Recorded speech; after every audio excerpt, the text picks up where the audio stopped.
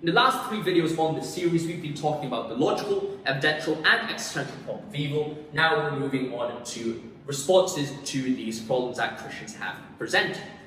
The reason why, and the first thing I'd like to be talking about, is the distinction of a defense. Why is this called a defense instead of the theodicy?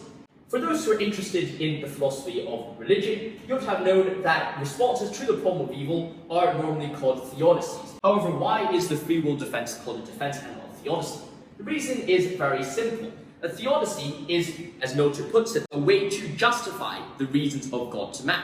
It's saying God has good reasons for allowing evil. But that is not what a defense is trying to do. The defense is written against the logical problem of evil to say that there is one possible world in which God exists and evil exists. Now, why is this significant? Why is it significant that this one possible world is not a theodicy? Well, if we're thinking about the claim that logical problem of evil is making, the logical problem of evil is arguing, well, there are no possible worlds in which God and evil coexist. Therefore, if you provide one possible world in which they exist, that would prove by counterexample that the logical problem of evil doesn't work. So therefore, people who propose a free will defense are attempting not to say, well, God has good reason for evil, or that evil has any reason at all. They're just claiming that it is possible, it might not even be this world, but it is possible, definitely, that there is one world in which God and evil coexist. Now, the leading scholar in the free will defense is a guy called Alvin. He has written 2 books on this topic. One is called Plantinga. There's 2 books he's written on it. One's called The Nature of Necessity, and the other one's called God, Freedom, and Evil. Just in case you want to learn more about the free will defense, I recommend you reading God, Freedom, and Evil, just because that is more simple, it's more introductory. The Nature of Necessity is quite complex. Even I found it a bit difficult when I first started reading. But I do recommend you to read those books if you're interested in the free will defense, and also go to ontological argument. But of course, that is higher level philosophy. Nevertheless, when we're thinking about the free will defense, we're talking about Alvin, someone who has had a great impact on the world of philosophy, and also is commonly recognized as the person who defeated the logical problem of evil. The free will defense is commonly recognized as a response to the logical problem of evil.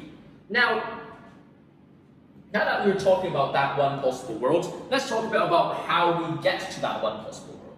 How do we get a world in which God and evil coexist?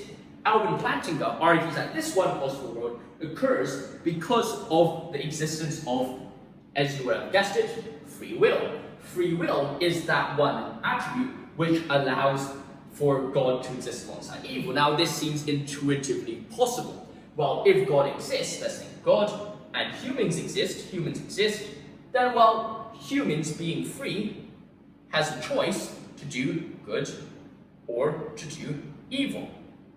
This seems to be quite a simple argument, right? If God exists, God's created humans with freedom. If God has given people with freedom, they have the choice to do good or evil. Therefore, a possible world in which God allows for humans to exist is a possible world in which evil exists. Hence, therefore, God can exist with evil through humans with free will. Now, that seems reasonable enough. Free will leads to evil, that seems to make sense.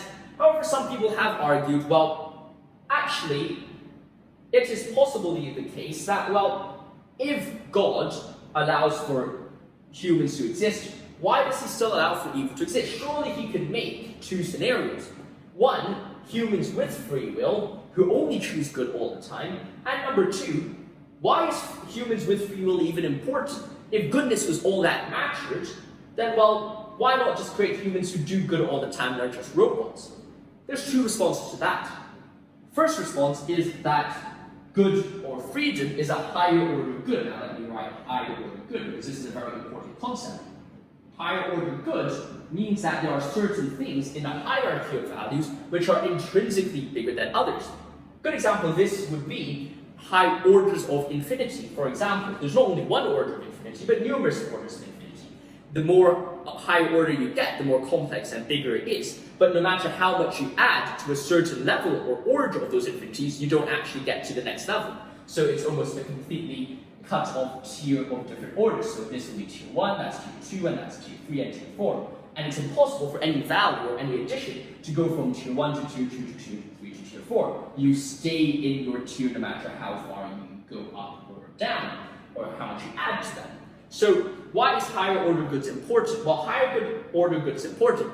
It is important because it's there to try to explain why God just doesn't create human robots. Why doesn't he create people who do good all the time? Because according to Plato, it is possible, it doesn't need to be the case, but it's possible that free will is one of the higher order goods. So perhaps free will is a higher order good, and people being robots is not as high an order good. Even if it's the case that free will plus some evil is perhaps has more evil than robots with only good. Since this is in an order in and of its own, it goes to show that, well, you see here, no matter how much good you add to the robots and how much evil you add to the free will, you cannot break through these boundaries. So you're always going to be stuck with free will being more valuable than robots. Therefore, God cannot just create a world with robots who are all doing good, because that is not intrinsically based on this order of better good. Now, that's the response to people who say, well, why can't God just create robots? Now, let's think a bit about why can't God create people who are free but only do good all the time? As Christians, we know why this is the case, because of Adam and Eve. Now, people might just say, well, okay, I do not accept Adam and Eve, but that's kind of irrelevant. I don't care what you accept. We know that humans have fallen, and we're fallen, therefore our desires are messed up. And since our desires are messed up, it goes to show that, well, we're going to be choosing evil most of the time. Romans 8 says, for all have sinned and fallen short of the glory of God. However, that's not the only reason. Plato does suggest that there is another possible world in which a thing called transworld depravity exists. Now, of course, this is a sideways way of adding, a side form of adding the idea of Adam and Eve into it, but it's just saying, well, perhaps there is one possible world that every single being has a necessary property of doing evil things. Now, you may say that is highly improbable, but as I've said, it's a defense. We're not saying it must exist. All we need is one possible world. All we need is one possible world for which God to exist alongside evil, God and evil to coexist, for the free will defense to work. So as a result, if it's possible that transworld depravity works, then, well, it follows that it is possible for God and evil to exist. Likewise, if it's possible that free will is the highest order good, at least in one possible world, then it also shows it's possible for God and evil to exist. And that is the free will defense. I know it might be a bit complicated, but if you watch through it a bit slower, you would see that when you're thinking about, is it possible for God and evil to exist, examples like transworld depravity and examples of higher order good of freedom make it seem, at least quite convincing to me, or quite reasonable to me, that it is possible, in one possible world, for God and evil to exist, because at the end of the day, there's nothing logically impossible with transworld depravity or higher order goods. I hope you've enjoyed this video on the free will defense. If you enjoyed this video and want to support the channel, make sure to like and subscribe. And if you'd like to support us financially, you can go check us out on Patreon or on the membership program of this channel. It will really mean a lot to me and really help my goal of providing free and accessible philosophical content to the world. Stay safe, my friends. See you soon. Thank you for watching, and goodbye. I'll see you next one.